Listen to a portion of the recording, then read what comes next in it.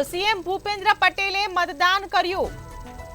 CM Bhupendra પટેલે આજે શિલજની પ્રાથમિક શાળામાં મતદાન કરી દીધું છે। મતદાન કરીને તેમણે પોતાના મતાધિકારનો ઉપયોગ કર્યો છે। આજે 25 બેઠક પર જે લોકશાહીનું પર્વ ચાલી રહ્યું છે ત્યારે શિલજની શાળામાં મુખ્યમંત્રી ભૂપેન્દ્ર પટેલે મતદાન કર્યું છે અને પોતાના મતાધિકારનો તેમણે ઉપયોગ કર્યો છે।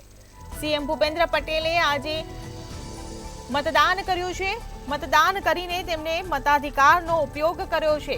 શિલજની પ્રાથમિક શાળામાં તેઓ પહોંચ્યા હતા મતદાન બૂથ પર, ત્યારે મતદાન કર્યું છે। શિલજની પ્રાથમિક શાળામાં સીએમ ભૂપેન્દ્ર પટેલે મતદાન કરીને પોતાના મતાધિકારનો ઉપયોગ કર્યો છે અને અમે એમના માટે આજે ગાંધીનગરમાં ક્ષેત્રમાં ખૂબ મોટું મતદાન થાય એના માટેની એક કાર્યકર્તા એમના વિસ્તારના એક ધારાસભ્ય તરીકે પણ હું સૌને અપીલ કરું છું કે એમાં પણ ખૂબ મોટું મતદાન કરી અને આપણે અમિતભાઈને જીતાડીએ।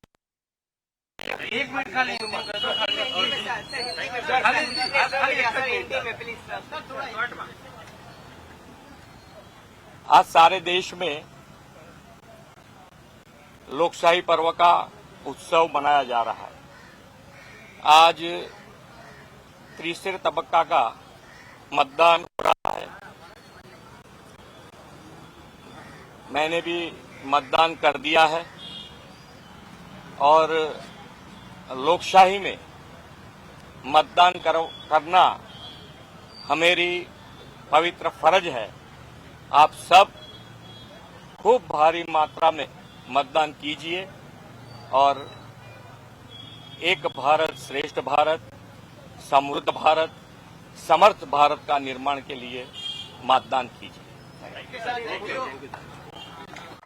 પટેલે આજે મતદાન કર્યું છે। લોકોને પણ અપીલ કરી છે કે ભારે માત્રામાં મતદાન કરે અને રાષ્ટ્ર નિર્માણમાં મતદાનનો ફાળો આપે।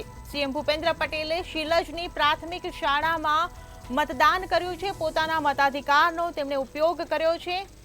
જીતવાની આશા પણ વ્યક્ત કરી છે। તો સીએમ ભૂપેન્દ્ર પટેલે આજે શિલજની પ્રાથમિક શાળામાં પોતાનો કિંમતી મત આપ્યો છે। લોકશાહીના મહાપર્વમાં તેઓ જોડાયા છે અને પોતાનો કિંમતી મત આપીને મતદાન કર્યું છે।